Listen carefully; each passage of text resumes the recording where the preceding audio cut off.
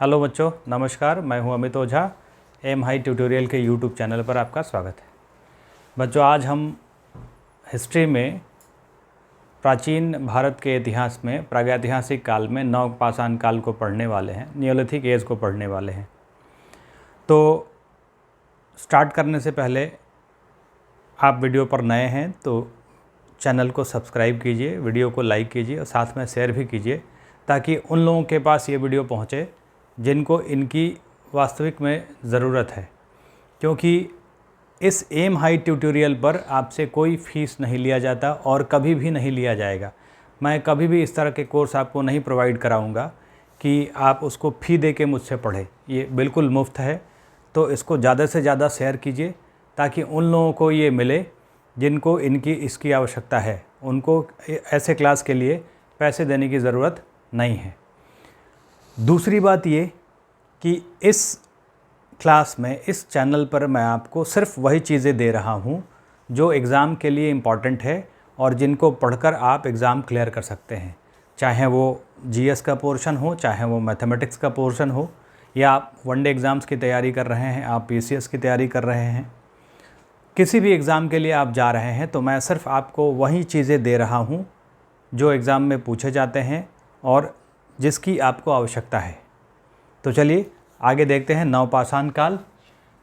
मध्यपाषाण काल में हम लोगों ने कुछ चीज़ें पढ़ी थी, विशेषताओं के बारे में और कुछ साइट्स के बारे में, स्थल के बारे में, मध्यपाषाण कालीन मेसोलिथिक एज से संबंधित साइट्स के बारे में जो एग्ज़ाम में पूछे जाते हैं।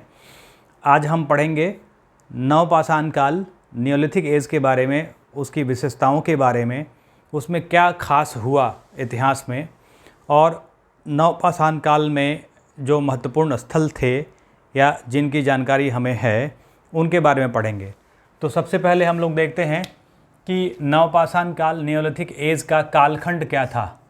जो हम लोगों ने मध्यपाषाण काल में पढ़ा था कि उनका कालखंड क्या है, तो उसमें हम लोगों ने देखा था कि मध्यपाषाण काल का जो कालखंड था, जो टाइम पीरियड था, वो 9000 बीसी से 4500 बीसी के बीच का था। लेकिन कहीं कहीं वो 9000 बीसी से पहले का था, कहीं कहीं 4500 बीसी के बाद का था। वैसे ही नवपाषाण काल का जो कालखंड है वो 5500 बीसी से 3000 बीसी के बीच का है।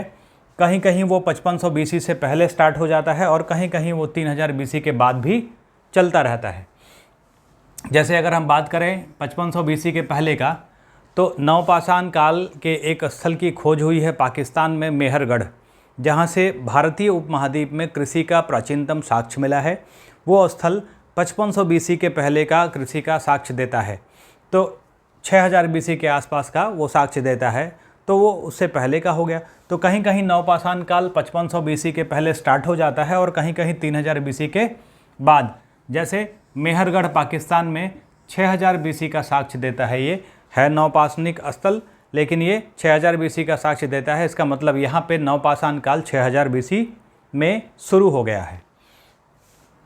दूसरा है कि इन्वायरमेंट कैसा था। तो मेसोलिथिक एज में हम लोगों ने पढ़ा था मध्यपाषाण काल में कि मध्यपाषाण काल का वातावरण बिल्कुल आज की तरह था।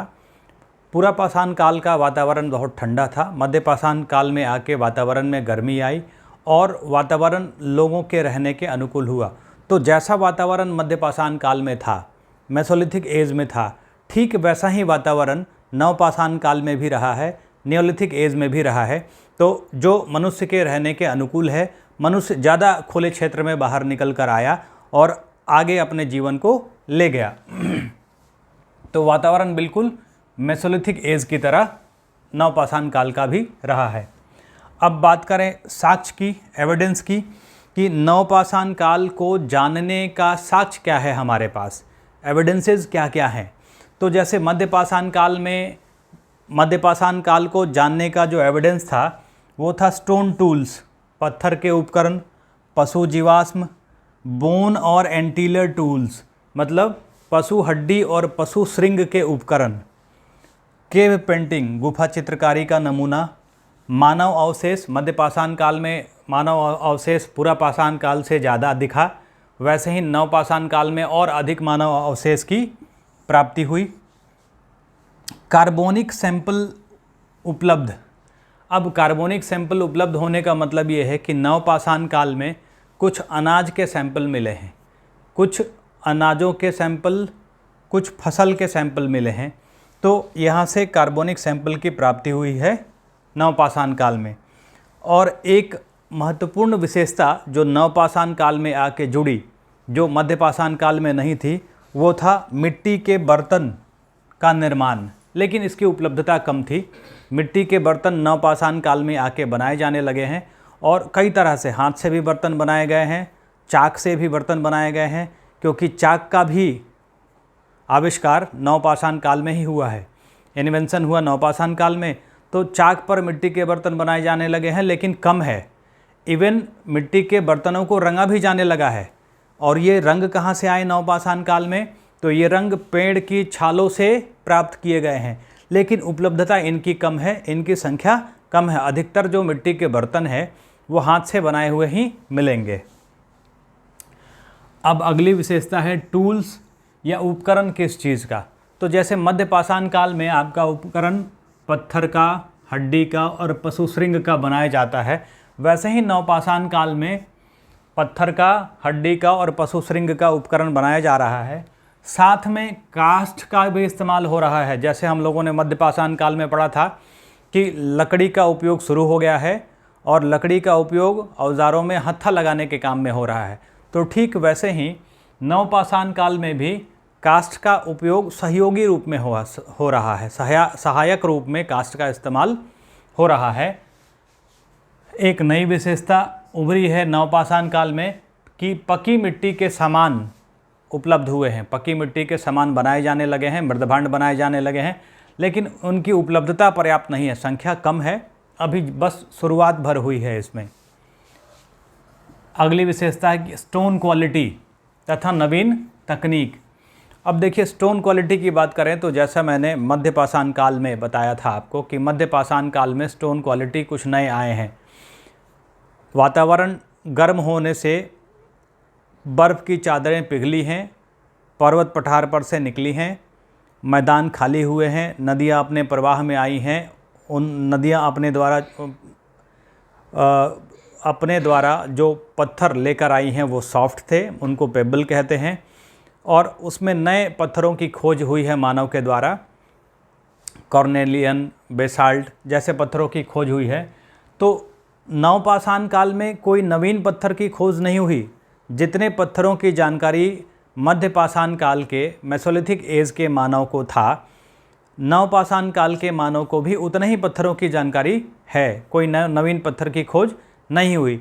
लेकिन नवपाषाण काल के मानव ने उन पत्थरों को दूसरे तरीके से इस्तेमाल कर नए औजार बनाए।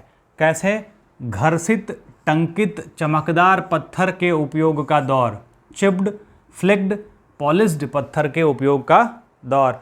मतलब घर्षित आप समझते हैं ना, घर्षण, फ्रिक्शन, रगड़ के पत्थर को चमकाना। तो घर्षित, टंकित, चमकदार पत्थर के उपयोग का दौर, उन्हीं पत्थरों को नवीन तरीके से इस्तेमाल कर छोटे छोटे औजार बनाए गए, नुकीले औजार बनाए गए नवपाषाण काल के मानव के द्वारा, नियोलिथिक एज के मानव के द्वारा। अगली विशेषता है सबसे महत्वपूर्ण, खेती की शुरुआत। ये खेती जो शब्द है, आप समझिए, खेती की शुरुआत का मतलब ये है कि नवपाषाण काल में आकर, नियोलिथिक एज में आके मानव ने स्थायी जीवन की शुरुआत की। अगर आज से तुलना कीजिए कि अगर हम गांव में रहते हैं, हमारे माँ बाप गांव में रहते हैं, हम पढ़ने के लिए शहर में चले आते हैं, लेकिन हमारे माँ बाप किसी भी कीमत पे नहीं आते। क्यों? क्योंकि गांव में हमारी ज़मीनें हैं और जहां उनकी ज़मीनें हैं वो उन ज़मीनों को लेके कहीं नहीं जा सकते। हम तो अपना सामान उठाएं कहीं भी निकल जाएंगे। आज दिल्ली पढ़ रहे हैं, कल चेन्नई जाके पढ़ लेंगे, परसों कहीं और पढ़ लेंगे, लेकिन वो नहीं लेके जा सकते। तो खेती की शुरुआत होने का मतलब है कि मनुष्य के स्थायी जीवन की शुरुआत हो गई। कब? नवपाषाण काल में। और ये भी सवाल बहुत बार पूछा गया है एग्ज़ाम में कि भारतीय इतिहास में या इतिहास में भारतीय उपमहाद्वीप में मानव के स्थायी जीवन की शुरुआत कब से मानी जाती है, किस समय से मानी जाती है या किस स्थल से मानी जाती है। तो पहली बात ये कि मानव के स्थायी जीवन की शुरुआत नवपाषाण काल से मानी जाती है। और अगर स्थल की बात करें तो भारतीय उपमहाद्वीप में खेती का प्राचीनतम साक्ष्य देने वाला स्थल मेहरगढ़ है, जो कि पाकिस्तान में है। तो अगर हम स्थल की बात करें तो मानव के स्थायी जीवन के साक्ष्य का प्रमाण देने वाला स्थल है मेहरगढ़। तो नवपाषाण काल में आके खेती की शुरुआत हो गई है। और अगर पूरे विश्व की बात करें तो पूरे विश्व में सबसे पहले खेती उत्तरी अफ्रीका में मिस्र, इजिप्ट में 8500 ईस्वी पूर्व BC के पहले का है और वहाँ फसल के रूप में गेहूं और जौ को उपजाया गया है। अगर भारतीय उपमहाद्वीप की बात करें तो भारतीय उपमहाद्वीप में 6000 BC का स्थल मेहरगढ़ खेती का प्राचीनतम साक्ष्य देने वाला स्थल है और वहाँ पे जो फसल उपजाया गया है वो है गेहूं, जौ, मूंग और मसूर। चलिए और देखते हैं। आगे है कि जो खेती की शुरुआत हुई है वो हल बैल आधारित खेती है, मतलब हल और बैल का इस्तेमाल किया जा रहा था उस समय खेती करने के लिए। अगली विशेषता है कि अर्थव्यवस्था का आधार क्या था। जैसे हम लोगों ने पढ़ा कि मध्यपाषाण काल में अर्थव्यवस्था का आधार क्या था, शिकार। जैसे पूरा पाषाण काल में अर्थव्यवस्था का आधार था शिकार, वैसे ही मध्यपाषाण काल में ही अर्थव्यवस्था का आधार था शिकार। एक नई चीज़ हम लोगों ने पढ़ी थी मध्यपाषाण काल में, मेसोलिथिक एज में, कि पशु को पालतू बनाए जाने की शुरुआत हुई। तो थोड़ा उससे आगे बढ़ के नवपाषाण काल में पशु को पालतू बनाए जाने के साथ साथ पशुपालन की भी शुरुआत कर दी गई। मैंने पिछली क्लास में बताया था आपको कि मध्यपाषाण काल में पशु को पालतू बनाए जाने की शुरुआत हुई थी, पशुपालन की शुरुआत नहीं हुई थी। नवपाषाण काल में आके पशुपालन की शुरुआत हो गई है और अर्थव्यवस्था का आधार के रूप में पशुपालन पहले नंबर पे आ गया। साथ ही नवपाषाण काल में खेती की भी शुरुआत हुई है, तो लोगों की निर्भरता खेती पर भी रही है, क्योंकि लोग फसल उपजाने लगे हैं कम मात्रा में, इतनी मात्रा में नहीं उपजा रहे हैं कि उसका व्यापार कर पाएँ, तो लेकिन फसल उपजा रहे हैं कम मात्रा में। तो अर्थव्यवस्था का जो आधार था नियोलिथिक एज में, नवपाषाण काल में, वो था पशुपालन। और पशुपालन के शुरुआत का जो साक्ष्य है वो यूपी का स्थल है महगढ़ा। ये हम लोगों ने मध्यपाषाण काल में भी पढ़ा है कि विशाल पशुओं का बाड़ा मिला है यहाँ से, जहाँ बहुत सारे पशुओं का गोबर एक साथ रखा जाता था। ये महगढ़ा से मिला है। ये बताता है कि नवपाषाण काल में पशुपालन की शुरुआत हो गई है। और नवपाषाण काल में पालतू बनाए जाने वाला पहला पशु कौन सा था? तो पहला पशु था कुत्ता। तो मैंने अभी बताया कि पशुपालन की शुरुआत हो गई है, लोग खेती करने लगे हैं, लेकिन इतने मात्रा में फसल नहीं उपजा रहे हैं कि उसका आदान प्रदान कर पाएँ या उसका व्यापार कर पाएँ। तो नवपाषाण काल की जो अर्थव्यवस्था थी वो कृषि पशुपालन आधारित आत्मनिर्भर ग्रामीण अर्थव्यवस्था का दौर है, कि कृषि पर भी निर्भरता है लोगों की, पशुपालन पर भी है, ग्रामीण अर्थव्यवस्था है। फसल या अनाज इतनी मात्रा में नहीं उपजाया जा रहा है कि उसका व्यापार किया जा सके, तो ग्रामीण अर्थव्यवस्था है, कृषि और पशुपालन पर आधारित अर्थव्यवस्था है। नवपाषाण काल में आके एक नई चीज़ और हुई कि मकान निर्माण प्रारंभ हो गया।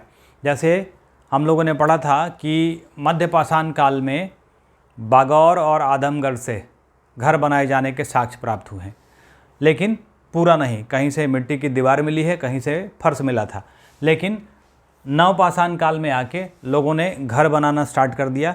लेकिन घर बनाने में जो सामान इस्तेमाल करते थे वो क्या था? मिट्टी, घास फूस, बाँस, या फर्श बनाने में पत्थर का इस्तेमाल करते थे। अभी भी नवपाषाण काल में भी आकर स्थायी मकान नहीं बना है, स्थायी बस्ती नहीं बसी है। लेकिन चूँकि लोग सामूहिकता की ओर बढ़े हैं तो बस्तियाँ बसना स्टार्ट तो हो गई हैं, लेकिन स्थायी बस्ती नहीं बसी है नवपाषाण काल में, ना ही स्थायी मकान बनाया गया है। मकान बनाने में पकीट का इस्तेमाल नहीं किया गया है। मकान बनाने के लिए कच्चे सामानों का इस्तेमाल किया जा रहा है, जिसमें मिट्टी है, घास फूस है, बाँस है, और फर्श के लिए पत्थर का इस्तेमाल किया जा रहा है। स्थायी मकान नहीं बना है, स्थायी बस्ती भी नहीं बनी है। केव पेंटिंग जैसे गुफा चित्रकारी जैसे मध्यपाषाण काल में, पुरापाषाण काल में जारी था, वैसे ही नवपाषाण काल में भी जारी रहा है। ये समाप्त नहीं हुआ है। ये विशेषता अभी भी चलती आ रही है नवपाषाण काल के साथ। नई विशेषता एक उभरी है नवपाषाण काल में, नियोलिथिक एज में, वो है मृदभांड निर्माण। मिट्टी के बर्तन बनाए जाने लगे हैं। मैंने पहले भी बताया कि नवपाषाण काल में आकर मृदभांड का निर्माण शुरू हो गया है। चाक का आविष्कार हुआ है। चाक पर भी मिट्टी के बर्तन बनाए जाने लगे हैं, लेकिन चाक पर बनाए जाने वाले मिट्टी के बर्तनों की संख्या कम है। अधिकतर मिट्टी के जो बर्तन हैं, अधिकतर मृदभांड हैं, वो हाथ से बनाए गए हैं। साथ में मृदभांडों को रंगने का भी कार्य शुरू हो गया है, और ये जो रंग थे ये पेड़ के छाल से बनाए जाते थे। तो ये बिल्कुल नई विशेषता है जो उभरी है कहाँ पे, नवपाषाण काल में आके उभरी है। कई सारी चीज़ें इसमें हैं इम्पॉर्टेंट, 2-3 जो नवपाषाण काल में आके उभरी हैं। खेती की शुरुआत नवपाषाण काल में, मृदभांड की शुरुआत नवपाषाण काल में, मकान निर्माण की शुरुआत नवपाषाण काल में, चाक की शुरुआत नवपाषाण काल में। क्लियर है। अब हम कुछ वैसे महत्वपूर्ण नवपाषाण काल के नियोलिथिक एज के साइट्स को देखेंगे जो एग्ज़ाम में पूछे जाते हैं बार बार, और उनसे सवाल 100% रहता है। और इतने साइट्स को पढ़ लेने के बाद आपका सवाल एक भी नहीं छूटेगा, मेरी गारंटी। पूरा वीडियो देख के जाइएगा। नवपाषाण कालीन के स्थल की बात करें तो सबसे महत्वपूर्ण स्थल है मेहरगढ़। इसकी चर्चा मैं अभी कर चुका हूँ पहले भी आपके साथ, कि मेहरगढ़ जो है वो पाकिस्तान में है। सबसे पुरानी कृषक बस्ती है। कृषि का प्राचीनतम साक्ष्य देने वाला स्थल मेहरगढ़ है। भारतीय उपमहाद्वीप में, याद रखिएगा, ये हम भारतीय उपमहाद्वीप की बात कर रहे हैं, और जो इतिहास पढ़ रहे हैं वो भारतीय उपमहाद्वीप का इतिहास पढ़ रहे हैं। तो भारतीय उपमहाद्वीप में कृषि का प्राचीनतम साक्ष्य देने वाला स्थल मेहरगढ़ है, जहाँ से गेहूँ, जौ, मूंग, मसूर की खेती का साक्ष्य प्राप्त हुआ है। दूसरा स्थल है बुर्जहोम। ये बुर्जहोम स्थल है जम्मू कश्मीर में, और इसकी महत्ता है गर्त आवास के लिए। तो बुर्जहोम है जम्मू कश्मीर में है। बुर्जहोम गर्त आवास का साक्ष्य देता है। गर्त आवास का है कि मिट्टी खोद कर अंदर घर बनाकर रहना। तो गर्त आवास का साक्ष्य देने वाला स्थल है बुर्जहोम। और बुर्जहोम में ही मनुष्य के साथ साथ उसके पालतू पशु कुत्ते को भी एक ही साथ दफना दिया गया है। तो इन दोनों चीज़ों का साक्ष्य देता है बुर्जहोम से, बहुत ही महत्वपूर्ण है और बार बार एग्ज़ाम में पूछा गया है। अगला स्थल है गुफकरल। ये भी जम्मू कश्मीर में है, और ये भी गर्त आवास के साक्ष्य के लिए प्रसिद्ध है। गुफकरल से भी गर्त आवास का साक्ष्य प्राप्त हुआ है। अगला स्थल है कुलडीहवा। कुलडीहवा है उत्तर प्रदेश में, इलाहाबाद के आसपास, और कुलडीहवा से धान की खेती का प्राचीनतम साक्ष्य प्राप्त होता है। क्लियर है। अगला स्थल है महगढ़ा, जो यूपी में है, और इस महगढ़ा स्थल से विशाल पशु का बाड़ा प्राप्त हुआ है, और वहाँ से 25 स्तंभ गर्त प्राप्त हुआ है। अभी मैंने पीछे भी बताया इसको कि कई सारे पशुओं का, बहुत सारे पशुओं का गोबर एक साथ रखा जाता था। यहाँ पे विशाल पशुओं का बाड़ा मिला है। 25 स्तंभ गर्त प्राप्त हुए हैं। महगढ़ा से नवपाषाण काल का स्थल है और बहुत महत्वपूर्ण है, एग्ज़ाम में पूछा गया है, आप इसको रटिए। चिरांद, बीपीएससी के एग्ज़ाम में सिर्फ ये पूछा गया है कि चिरांद नवपाषाण काल का स्थल, बिहार में नवपाषाण काल का स्थल कौन सा है? चिरांद। ठीक है। और चिरांद की महत्ता इसलिए है कि चिरांद से उपकरण निर्माण में जितने पत्थर का इस्तेमाल किया गया है उतने ही पशु हड्डी और पशु श्रृंग का भी उपयोग किया गया है। तो इसकी महत्ता इसी वजह से है चिरांद की। अगला स्थल है सेनुआर। सेनुआर भी कहाँ है? बिहार में है। और सेनुआर भारतीय उपमहाद्वीप में बाजरे की खेती का प्राचीनतम साक्ष्य देने वाला स्थल है। बहुत महत्वपूर्ण है, एग्ज़ाम में पूछा भी गया है और हमको याद भी रखना है। अगला है तक्कलकोट, पिक्कीहल, कुपगल और संगनकल्लू। ये चारों स्थल हैं कर्नाटक में। तक्कलकोट, पिक्कीहल, कुपगल और संगनकल्लू चारों स्थल हैं कर्नाटक में, और इन चारों स्थलों से विशाल राख का ढेर प्राप्त हुआ है। तो सवाल में ये पूछा जाता है कि दक्षिण भारत के कौन से स्थल हैं जहाँ से विशाल राख का ढेर प्राप्त हुआ है। इन चारों में से कोई सा भी नाम दिया जा सकता है या इन चारों का नाम दे दिया जा सकता है ऑप्शन में, और एक ऑप्शन बना दिया जाए 1, 2, 3, 4। अगला स्थल है ब्रह्मगिरी। ब्रह्मगिरी है कर्नाटक में। 1947 में खोज हुई है। इसके खोजकर्ता रहे हैं मार्टिमर व्हीलर। तो स्वतंत्रता के बाद, भारत की स्वतंत्रता 1947 में है। 15 अगस्त 1947 को भारत स्वतंत्र हुआ है। तो स्वतंत्रता के बाद भारतीय उपमहाद्वीप में स्वतंत्रता के बाद भारत में पहला खोजा गया स्थल था ब्रह्मगिरी, कर्नाटक में है। और इसकी विशेषता क्या है ब्रह्मगिरी की, कि स्वतंत्रता बाद खोजा गया पहला स्थल है। दूसरा ये कि ये रागी